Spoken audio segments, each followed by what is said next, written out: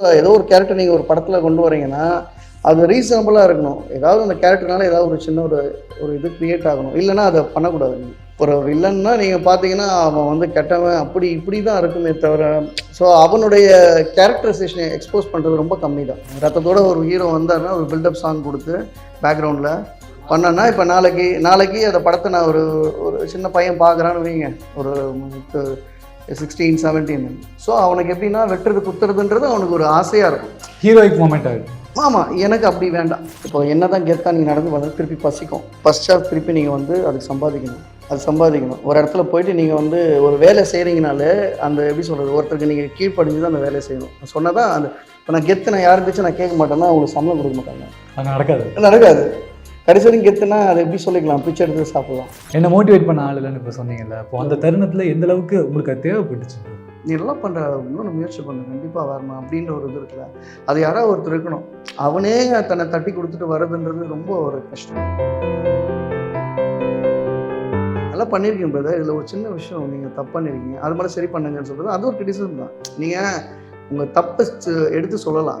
ஆனால் இது எப்படி நினைக்கிறாங்கன்னா சொல்லணும்னு சொல்கிறாங்க. வேணும்ட்டு இது வந்து இவன் எப்படியாவது சொல்லணும்னு சொல்கிறது.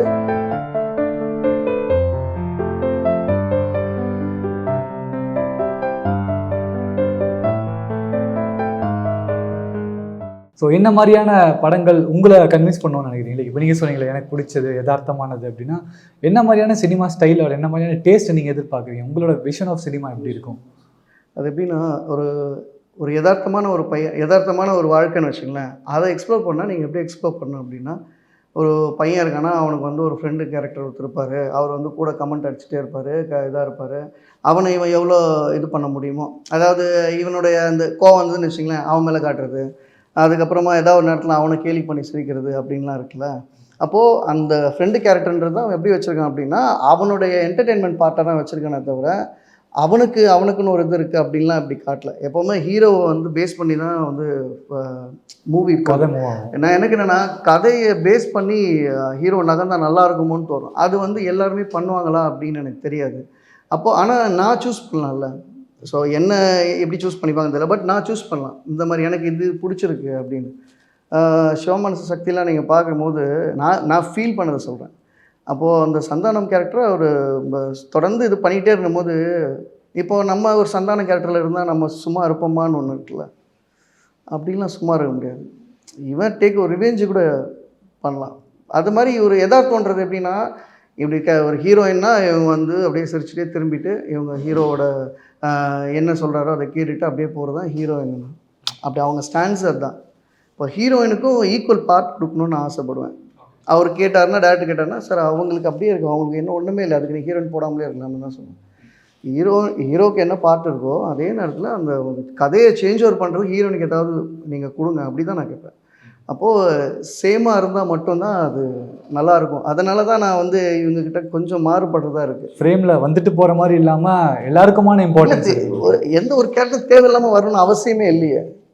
ஒரு கேரக்டர் கூட ஏதோ ஒரு கேரக்டர் நீங்கள் ஒரு படத்தில் கொண்டு வரீங்கன்னா அது ரீசனபிளாக இருக்கணும். ஏதாவது அந்த கேரக்டர்னால ஏதாவது ஒரு சின்ன ஒரு இது க்ரியேட் ஆகணும். இல்லைன்னா அதை பண்ணக்கூடாது. நீங்கள் ஹீரோயினை வந்து நீங்கள் ஹீரோயின் மட்டும் சொல்லலை, ஒரு வில்லன்னா நீங்கள் பார்த்தீங்கன்னா அவன் வந்து கெட்டவன் அப்படி இப்படி தான் இருக்குமே தவிர, ஸோ அவனுடைய கேரக்டரைசேஷனை எக்ஸ்போஸ் பண்ணுறது ரொம்ப கம்மி தான். எல்லாருமே அதான் என்னை பொறுத்த வரைக்கும் எல்லாம் கெட்டவங்குள்ளேயும் ஒரு நல்லவன் இருக்கான், எல்லாம் நல்லவங்குள்ளேயும் ஒரு கெட்டவன் இருக்கான். அதை எல்லாத்தையுமே எக்ஸ்போஸ் பண்ணும். அது ஒரே இதில் இருக்கக்கூடாது. மூவின்றது வந்ததுன்னா இந்த படத்தை பார்த்துட்டு வந்தேன்னா ஸோ ஓகே இது இந்த மாதிரியும் வந்து இருக்கலாம் அப்படின்னு ஏதாவது அவனுக்கு ஆசை வரணும். ஒரு ஹீரோ பார்த்தோன்னா, இப்போ ஹீரோ வந்து இத்தனை பேர் வெட்டிட்டு அவர் கடைசியில் வந்து தியாகியார் இல்லையா, இத்தனை பேர் வெட்டுறதுன்றது ஒரு இதுதான். ரத்தத்தோட ஒரு ஹீரோ வந்தாருன்னா ஒரு பில்டப் சாங் கொடுத்து பேக்ரவுண்டில் பண்ணேன்னா, இப்போ நாளைக்கு அந்த படத்தை நான் ஒரு சின்ன பையன் பார்க்குறான்னு வைங்க, ஒரு 16, 17. ஸோ அவனுக்கு எப்படின்னா வெட்டுறது குத்துறதுன்றது அவனுக்கு ஒரு ஆசையாக இருக்கும். ஹீரோயிக் மூமெண்ட் ஆகுது. ஆமாம், எனக்கு அப்படி வேண்டாம். அப்படி வந்து நமக்கு இருக்கக்கூடாதுன்னு பார்க்குறேன். இது எப்படின்னா சில இதெல்லாம் ஃபைட் உள்ள இருக்குது சார் அப்படின்லாம் அந்த டைம்லேயே சொல்லியிருக்காங்க. நான் யோசிப்பேன், நான் சின்ன பையன், அதான் அந்த ஒரு அழகியின் படம் பூமா இருக்குது, இப்போ ஒரு ஃபைட் இருக்குது, ஊரில் இப்படி ஒரு கதை, அப்போது வந்து அந்த ஒரு பண்ணையாரோட பொண்ணு இப்படி ஆயிடுச்சு, நீங்கள் வந்து அப்படியே இது பண்ணி பண்ணையாரை இது பண்ணி அப்புறம் அந்த பொண்ணை தூக்கிட்டு இப்படிலாம் சொல்லுவாங்க. இப்போது அந்த சின்ன பையனுக்கு இவ்வளோ ஒரு கேரக்டர் வந்து இதுவா அப்படின்னு நான் அப்போ அந்த டைமில் நான் கேட்டேன். அந்த மாதிரி ஒரு விஷயம் தான் ஒரு விஷயமும் நான் தவிர்த்து போனது. இன்னொரு பக்கம் நீங்கள் சொல்லும்போது அழகி இப்போ ரீரிலீஸ் ஆகும்போது இன்னைக்கு இருக்க காலகட்டத்தில் இருக்க கிட்ஸ்க்கு வாட் லவ் இஸ் ஆல் அபவுட்ன்ற கிளியர் பிக்சர் கிடைக்கும் அப்படின்னு பதில் சொல்லியிருந்தீங்க. கண்டிப்பாக. அன்னை காலகட்டத்தில் லவ் எப்படி இருந்துச்சு, இங்கே எப்படி இருக்கு, உங்களோட வியூவில் அன்னை காலகட்டமான லவ் என்ன, இன்னைக்கு இருக்க லவ் என்ன? லவ் ஆக்சுவலாக வந்து மாறல சார். லவ் அப்படியே தான் இருக்குது. நம்ம தான் அதை எப்படின்னா புதுசாக மாற்றிக்கிறோம் அப்படின்னு சொல்கிறோம்ல. இப்போ எப்படி லவ்வர்னா லவ்வர் மட்டுமே இருந்தாங்க இல்லையா? இப்போ வந்து லவ்னா எல்லாம் லவ் தானே. ஒரு பெஸ்டியாக இருக்கட்டும், அதுவே ஒரு இதுன்னு வைங்களேன். இப்போ பெஸ்டின்னு ஒன்று வந்திருக்கு. அது பாய் பெஸ்டி, கேர்ள் பெஸ்டி, அதுன்னு சொல்லிட்டு. பட் லவ் ஒன்று தான். இப்போ நீங்கள் அம்மா மேலே வைக்கிறதும் லவ் தான், அப்பா மேலே வைக்கிறதும் லவ் தான், கேர்ள் ஃப்ரெண்ட் மேலே வைக்கிறதும் லவ் தான், தம்பி மேலே அண்ணன் மேலே வைக்கிறதும் லவ் தான். பட் ஆனால் அதோட வேரியேஷன் இருக்குது பார்த்தீங்களா? இவங்களுக்கு ஒரு சர்டன் லிமிட் இருக்கும். அதுக்கு மேலே நம்மள ஏதாவது பாதிச்சதுன்னா நம்ம அடுத்த ஸ்டாண்ட்ஸ் எடுப்போம். இப்போ தம்பியே ஒரு இதாக இருந்தால் கூட சொல்கிறேன், ஒரு லவ்ன்றது. இப்போது அவங்க என்ன பண்ணிக்கிறாங்க அப்படின்னா, லவ் வந்து இப்போ நான் இருக்கேன் அப்படின்னா, என்ன ஒரு விஷயம் பாதிக்குதுன்னு வச்சுங்களேன், அதை வந்து எளிமையாக சொல்லி புரிய வைக்கிறதுக்கு இங்கே டைம் இல்லை. அவங்க என்ன பண்ணுறாங்கன்னா, உடனே வெடிச்சிடுறாங்க. அது அந்த இதுவும் பிரேக்கப் பண்ண ஆகிடுதுன்னு வைங்களேன். எப்போவுமே உட்காந்து சில விஷயங்கள் பேசினாலே எல்லாத்துக்கான தீர்வு கிடச்சிடும். இப்போ இங்கே வந்து ரொம்ப கம்மி. இப்போ அந்த காலத்தில் நீங்கள் பார்த்தீங்கன்னா, அவ்வளோ ஈஸியாக ஒரு அப்பாவையோ ஒரு அம்மாவையோ எதிர்த்து ஒரு வார்த்தை பேச மாட்டாங்க. இப்போலாம் நீங்கள் படம் பார்த்தீங்கன்னா, ஒரு அப்பாவை எதிர்த்து நிற்கிறது, ஒரு அப்பாவை அடிக்கிறது இதெல்லாம் போகும். ஸோ அதை காட்டிடுறீங்க, தப்பு இல்லை. அதுக்கப்புறமா அவன் கடைசியாக திருந்துறான்றத அப்படி தான் முடிக்கிறாங்கன்னு வைங்களேன். அப்பாவை அடிக்கிறது அவன் என்ன இவனே தோணும் அப்படின்னா, அது அந்த சைன் மியூசிக் போட்டு பில்டப் பண்ணிடுறீங்களா?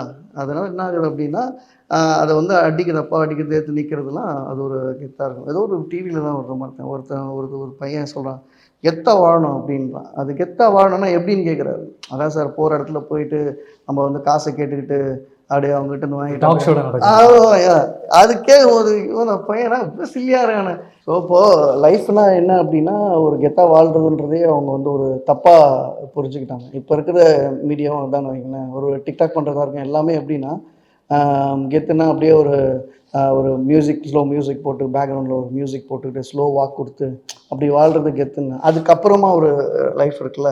இப்போ என்ன தான் கெத்தாக நீங்கள் நடந்து வந்தாலும் திருப்பி பசிச்சா திருப்பி நீங்கள் வந்து அதுக்கு சம்பாதிக்கணும். ஒரு இடத்துல போயிட்டு நீங்கள் வந்து ஒரு வேலை செய்கிறீங்கனாலே அந்த எப்படி சொல்கிறது, ஒருத்தருக்கு நீங்கள் கீழ்ப்படிஞ்சு தான் அந்த வேலை செய்யணும். சொன்னால் தான் இப்போ நான் கெத்து நான் யார் பேச்சு நான் கேட்க மாட்டேன்னா அவங்களுக்கு சம்பளம் கொடுக்க மாட்டாங்க. நடக்காது. கடைசி வரைக்கும் கெத்துனா அதை எப்படி சொல்லிக்கலாம், பிச்சை எடுத்து சாப்பிட்லாம். அதுவும் கெத்து தான். ஏன்னா யார் வேலைக்கு போக மாட்டாங்க, தட்டை வச்சுட்டு உட்காந்துக்கலாம், கிடச்சிடும். அந்த மாதிரி யார் பேச்சு கேட்க தேவையில்லை. யார் பேச்சு கேட்க தேவையில்லை. ராஜா வாழ்க்கைன்னு சொல்லுவாங்கள்ல, அது அப்படி அதான் கெத்துன்னு சொல்லலாம். கெத்துனா பிச்சை எடுக்கிறதுன்னு சொல்லிக்கலாம். கெத்துனா என்னென்னா, நீங்கள் வாழ்ந்துட்டு உன்னோட பேக்ரவுண்டில் இருக்கிற இப்போ நான் ஒருத்தர் இருக்கான் அப்படின்னு வைங்களேன். அவன் வந்து ரொம்ப கஷ்டப்பட்டான். இப்போ வந்து ஒரு நல்ல செட்டில் வந்துட்டான். இப்போ அவன் ஃப்ரெண்டுங்க வேலை இல்லாமல் இருக்கான். அவன் ஃப்ரெண்டுக்கு ஒரு வேலை வாங்கி கொடுக்கலாம், இல்லை அவனோட ஆஃபீஸில் அவனுக்கு ஒரு வேலை வாங்கி கொடுக்கலாம். சரி, அவனுக்கு எதாவது இன்வெஸ்ட்மெண்ட் பண்ணி சரி இதெல்லாம் பண்ணுறா ஐடியா கொடுத்து பண்ணலாம். இப்போது அதுதான் கெத்துன்னு சொல்லுவாங்கள்ல. அதான் அவன் போனான்னா, இவன் தாண்டா எனக்கு இதெல்லாம் பண்ணான் அப்படின்னு நம்ம ஒரு சொல்லணும். இவன் தாண்டா காலை வரைய விட்டான், இவன் தாண்டா கெடுத்தான் நம்ம சொல்லக்கூடாது. ஆமாம், அந்த மாதிரி. அண்ட் படமாக பார்க்கும்போது ஆர்டிஸ்டாக இருக்கட்டும், ஒரு கிரியேட்டராக இருக்கட்டும், நம்மளோட பேர் உங்களே எடுத்துக்கலாம். இப்போது சதீஷ் ஸ்டீஃபன் அப்படின்ற பேர் ஸ்க்ரீனில் வர்றதை பார்க்குறதுன்றது எக்ஸப்ஷனல் மொமெண்ட். இது ரொம்ப சந்தோஷமான மொமெண்ட். அது ஆர்டிஸ்ட்டாக creator whatever it is யாருக்காக இருந்தாலும். நமக்கு மூவினா என்ன அப்படின்ற அந்த சூழ்நிலைக்கு அடாப்ட் ஆகிறதுக்கு முன்னாடியே அழகி பண்ணி, ஏன்னா ஸ்கூல்லேருந்து அப்படியே கூட்டிகிட்டு போயிட்டாங்க உங்களை. ஸோ அந்த படம் பண்ணும்போது இன்றைக்கி நம்ம அதுக்கு ஏங்குறோம் இல்லையா, நம்ம பேர் அங்கே வரணும் அப்படின்றது. ஃபர்ஸ்ட் டைம் உங்கள் நேமையும் உங்களையும் ஸ்க்ரீனில் பார்க்கும்போது உங்களோட ரியாக்ஷன், ஃபேமிலி, ஃப்ரெண்ட்ஸ் 3ஆக பிரிக்கணும்னு நினைக்கிறேன். எப்படி இருந்துச்சு? இல்லை, என்னோடய ரியாக்ஷன்றது எனக்கு வந்து எப்படின்னா, ஒரு பரவாயில்ல, நம்மளும் ஒரு படம் பண்ணிட்டோம். ஏன்னா எப்போவுமே சினிமான்றது ஒரு பெரிய ட்ரீம் நிறைய பேருக்கு. பட் ஏன்னா எனக்கு வந்து அப்படி இல்லாத ஒரு காலகட்டம் அது. சினிமாக்குள்ளே வரும்போது என்னை வந்து அது வந்து நிறைய விஷயங்களை எனக்குள்ளே இருக்க தாக்கத்தை நிறைய ஏற்படுத்துது சினிமான்றது. இப்போ சினிமா வந்து இப்போ நம்ம படம் பண்ணுறோம். இப்போது நம்ம வந்து படம் பண்ணி முடிக்கும் போது பேர் வரும். இதில் ஒரு சந்தோஷம் இருக்கும். சில பேருக்கு பேர்லாம் போட மாட்டாங்க. பட் அதான் பேர் அதில் வரும் அப்படின் போது இதில் எனக்கு வந்து ஹாப்பி. எனக்கு எப்படி சொல்கிறது, அப்பா அம்மாவுக்கு எப்படின்னா, ஓகே பையன் நடிச்சிருக்கான். இவங்க ரொம்பலாம் எங்கள் வீட்டில் அம்மா அப்பாலாம் எப்போவுமே அப்படியே சூப்பர்ப்பா அப்படிலாம் சொல்ல மாட்டாங்க. அப்படியா, ஓகே, அப்படி தான் 2 பேருமே அப்படி தான். எனக்கு வந்து எப்படின்னா, ஒரு நல்லா பண்ணியிருக்கப்பா, சூப்பராப்பா, இதுமாதிரி நிறைய பண்ணுப்பா அப்படிலாம் சொல்ல மாட்டாங்க. அவங்க என்னென்னா இன்னும் எதிர்பார்க்குறாங்க என்கிட்ட. அதை வந்து அவங்க இது பண்ண மாட்டாங்க.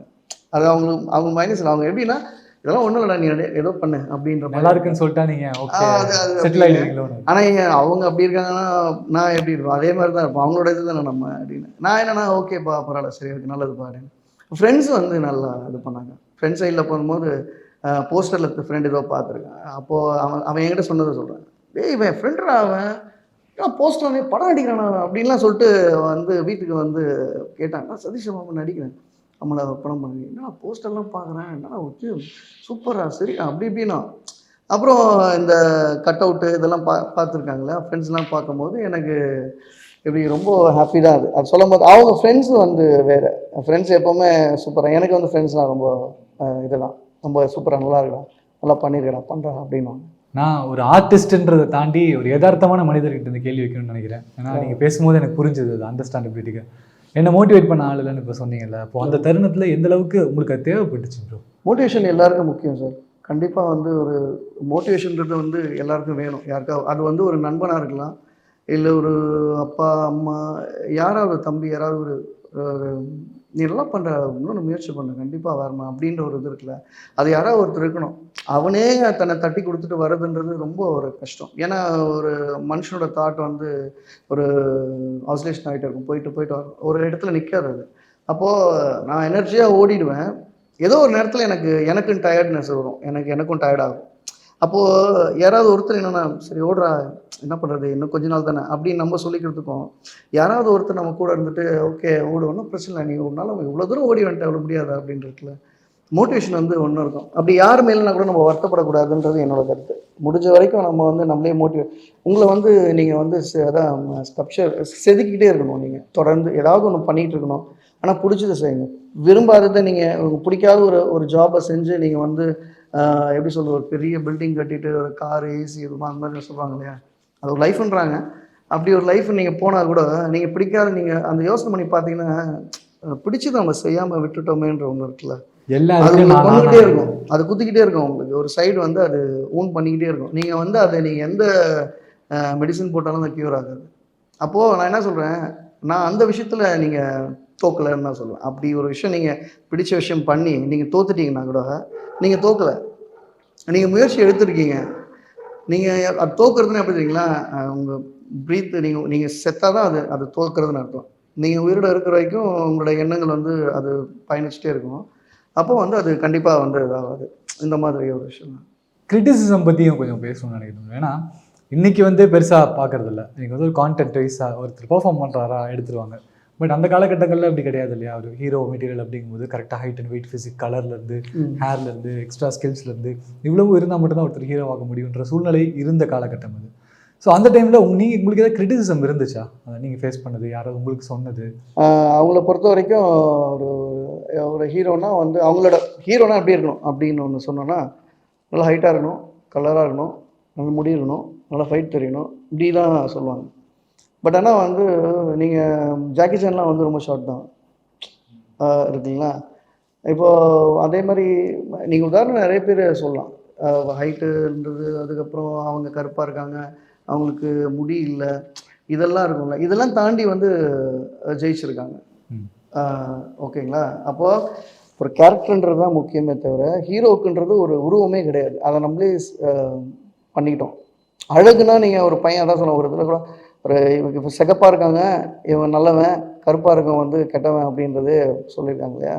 அப்படிலாம் வந்து இப்போ இப்படி சொல்லலாம், இப்படி பார்த்து சொல்லிக்கலாம். பட் ஆனால் ரியல் லைஃப்பில் வந்து எது இப்படி ஆப்போசிட்டாகவும் இருக்கலாம், இப்படியும் இருக்கலாம். அவனோட டேலண்ட் என்ன, அவன் என்ன பண்ண போகிறான், எக்ஸ்போஸ் பண்ண போகிறான்றதான் விஷயம். புரியுதுங்களா. இப்போ நான் அதுக்கு உதாரணமாக நிறைய இப்போ சாதிச்சவங்கள ரஜினி சாராக இருக்கட்டும், கருப்புனா அப்படியே சொல்லிக்கலாம். நீங்கள் இப்போ ஷார்ட்டுன்னு சொன்னீங்கன்னா நீங்கள் வந்து பாண்டியராஜ் சாராக இருக்கட்டும், எல்லாமே சொல்கிறேன். ஒரு யதார்த்தமாக வந்து ஜெயிச்சவங்கன்றது நிறைய. ஆனால் அவங்க எல்லாமே நல்ல படங்கள் பண்ணி ஜெயிச்சவங்க.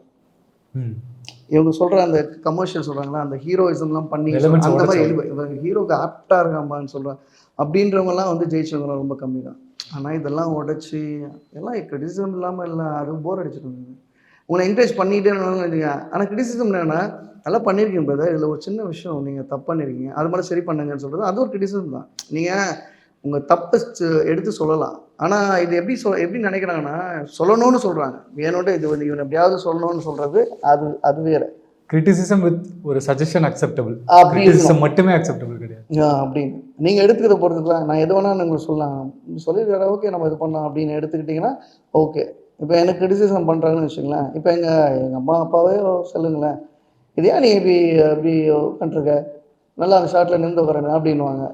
இதே இல்லைம்மா அந்த அவர் சொன்னார்மா அவர் அது மாதிரி அப்படியா சரி சரி சரி அப்படி ஏதாவது ஒன்று சொல்லுவாங்க. நமக்கு எப்படின்னா அவங்க அவங்க வந்து அந்த காலத்து படத்தோட இது வச்சு இது பண்ணுவாங்க இல்லையா, அவங்க என்ன ஹீரோஸ் இப்படி இருக்கணும் அப்படி இருக்கணும், நீ இவ்வளோ ஒரு பவ்யமாகவே போகிற என்ன அப்படி பண்ண, இல்லைம்மா அந்த கேரக்டர்மா அது, அந்த அந்த பையன் அப்படிதான், அதாவது என்ன ரொம்ப கூச்ச சுபாவம் அவன் வந்து, அதாவது கூச்ச சுபாவம்னா அந்த பொண்ணுக்கிட்ட மட்டும் தான், மற்றவங்க போல்டாக தான் இருப்பான்.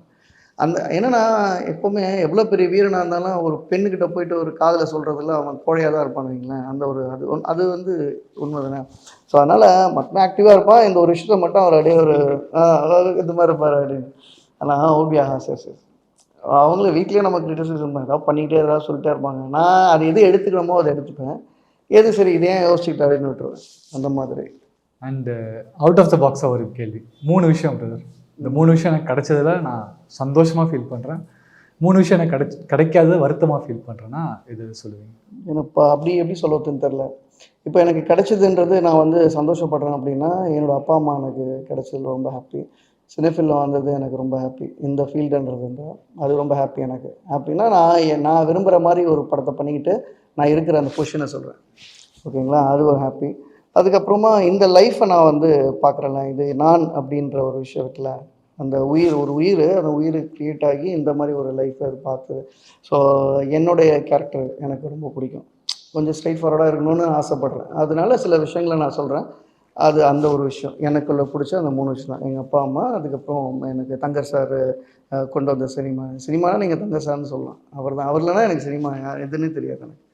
அப்போ அவர், அதுக்கப்புறமா வந்து எனக்கு என்னோட என்ன சொல்கிறது கேரக்டர் சிலர் அது எதுன்னு சொல்லப்போனால் பிடிக்காத அந்த மாதிரி விஷயம்னு சொல்லப்போனால் சந்தோஷப்படுறேன்னா துக்கப்படுறேன் அப்படின்னா, நான் இந்த மாதிரி ஓப்பனாக இருக்கிறது சில டைமில் ஒரு இதாகிடுது. நான் பேக் ஃபயர் இல்லை, நான் சில யதார்த்தமாக சொல்கிறேன், சில விஷயங்கள்லாம் சொல்கிறேன், இது சரியில்லைன்னு சொன்னால் நம்ம மேலே வந்து அவங்களுக்கு இதாகிடுது.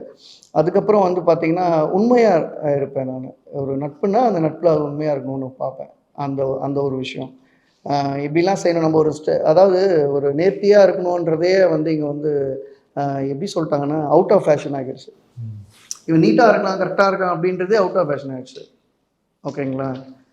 அந்த மாதிரி இப்போ நான் டீட்டோட்டர்னு வச்சுங்களேன், இப்போ டீட்டோட்டர் நான் அப்படி இருக்கும்போது இப்போது என் ஃப்ரெண்டு இருக்கான்னு வைங்களேன், அவனுக்கு வந்து அவன் என்ன பண்ணுவான்னா நம்மளுக்கு வந்து நம்ம கூட இருக்க ட்ராவல் பண்ணால் அவனுக்கு கொஞ்சம் இதாக இருக்கும், கூச்சமாக இருக்கும். என் ஃப்ரெண்ட்ஸ் எல்லாம் பார்த்தீங்கன்னா என் ஃப்ரெண்டு தான் சிகரெட் பிடிச்சிட்டு இருப்பான், நான் வந்து நான் மறைச்சிடுவான். ஓகே, அது எனக்கு அந்த மாதிரி நான் ஏன்னா நான் என்னன்னு தெரியல, அவன் அதை பண்ணுவாங்க சில ஃப்ரெண்ட்ஸு. நீ எடுத்து சொல்லிடுங்க, நான் வாங்கி அடிக்க மாட்டேன் தைரியமாக. இல்லை அவங்களுக்கு என்னவோ தெரியல, நம்ம மேலே ஒரு இவனுக்கு வந்து ஒத்துக்காது. அந்த மாதிரி சில ஃப்ரெண்ட்ஸையும் நான் பார்க்குறேன். ஒரு மதிப்பு நான் அந்த மாதிரி தான் நான் இருக்கணும்னு பார்க்குறேன். நம்ம ஃப்ரெண்ட்ஸ் நம்மளை மதிக்கணும் அப்படின்னு. ஃப்ரெண்ட்ஸ் நான் என்னென்னா நான் தான் சொன்னல ஒரு கேரக்டர் சந்தானா அந்த இதில் கேரக்டர் சொல்கிற மாதிரி ஃப்ரெண்ட்ஸ்னாலும் நம்ம வந்து இப்போலாம் பார்த்தீங்கன்னா கேலி கிண்டல் வந்து இப்போ இருக்கிற இதில் வந்து அதிகமாகிடுச்சு. நீங்கள் இங்கே ட்ரோல் வந்து நிறைய போயிட்டே இருக்கும். ஒரு ஈஸியாக ஒருத்தர் ட்ரோல் பண்ணிட்டு போயிடலாம், ஈஸியாக பண்ணிடலாம்.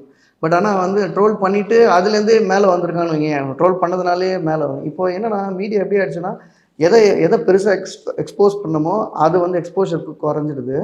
எது வந்து தேவையில்லாத ஒரு விஷயமோ அதை எக்ஸ்போஸ் பண்ணிக்கிட்டே இருக்காங்க, புரியுதுங்களா. அதுதான் இங்கே அதிகமாக இருக்குது. ஸோ அதை பொறுத்த வரைக்கும் சரி இந்த மாதிரி சில விஷயங்கள் தான் ஸ்ட்ரெயிட் ஃபார்வர்டாக இருப்பேன். இப்படி நிறைய பேர் தான் சொன்னேன், ஃப்ரெண்ட்ஸ் சொல்லும் போது ஏன் நிறைய படம் பண்ண மாட்டேன் இப்படிலாம் இருந்தால் நான் அப்படிலாம் அப்படின்வாங்க. இல்லை எனக்கு பிடிச்சிருக்கு, நான் பிடிச்சதுன்னா பண்ண முடியும், பிடிக்காத நான் பண்ணிவிட்டு நான் என்ன பண்ண முடியும், பிடிக்காத பண்ணுறதை நான் பண்ணாமலே இருக்கலாம்ல அப்படின்னு நான் சொல்லும் போது போடா என்னடா நீ அப்படின்வான். ஏன்னா அவ்வளோ லென்த்தாக பேசிட்டே இருப்பார், நான் கம்முன்னு இருப்பேன். எப்போ அவங்க பேசும்போது குறுக்க பேசுவாங்க, பேசிட்டே இருப்பேன். ரொம்ப நேரம் பேசுவாங்க, 1/2 hour பேசுவார். இவன் அப்படி சாதிக்கலையா, அவன் அப்படி பண்ணலையா, அப்படி பண்ண எனக்கு பிடிச்சாதான் நான் பண்ண முடியும் அப்படின்னு சொல்லுங்க. அட போடா நீ சும்மா அப்படின்வான். என்னடா இவ்வளோ சொல்கிறேன் நான் அப்படின்னு. அதெல்லாம் நீ வந்து எப்படின்னா சொல்லிடலாம், நான் வந்து அந்த கேரக்டர் ஏதோ பிடிக்காத கேரக்டர் பண்ணேன்னா எவ்வளோ நாள் நடிக்க முடியும், நான் அதுக்குள்ளே உட்காந்துட்டு நடிக்கிற மாதிரி நடிக்கணும், அதில் அதுதான் பெரிய இது, புரியுதுங்களா. அதனால் நான் அந்த கேரக்டருக்கு உண்மையாக இருக்கணும்னு பார்க்குறேன், வேற ஒன்றும் இல்லை. அந்த மாதிரி இன்னொன்று எதுன்னு தெரியல எனக்கு. இது 2 விஷயம் தான் அதில் பிடிக்காதுன்றதும். கொஞ்சம் கோபம் எனக்கு வரும், கோவப்படுவேன். அதை இப்போ நான் ஃபுல்லாக குறைச்சாச்சு, ஃபுல்லாக கோவப்படுறதே இல்லை. முன்னெல்லாம் நம்ம கோவம் அதெல்லாம் வந்து வந்தது, இப்போலாம் குறைச்சிது. என்ன யோசிக்கிறேன் அப்படின்னா, சரி அவங்க பொசிஷன்ல அவங்க இருக்காங்க. அது எனக்கு எனக்கு இப்போ டக்குன்னு கோவம்ன்றது இயல்பான ஒரு விஷயம் தான். அது அது வந்து நமக்கு சின்னதாக வரேன்னு வச்சுங்க, உரிமை இருக்க இடத்துல கோவம் வரும்ன்றாங்க. அது மாதிரி ஃப்ரெண்ட்ஸ் சைட்லேருந்து ஒரு கோவம் வரும் அப்படின்னா.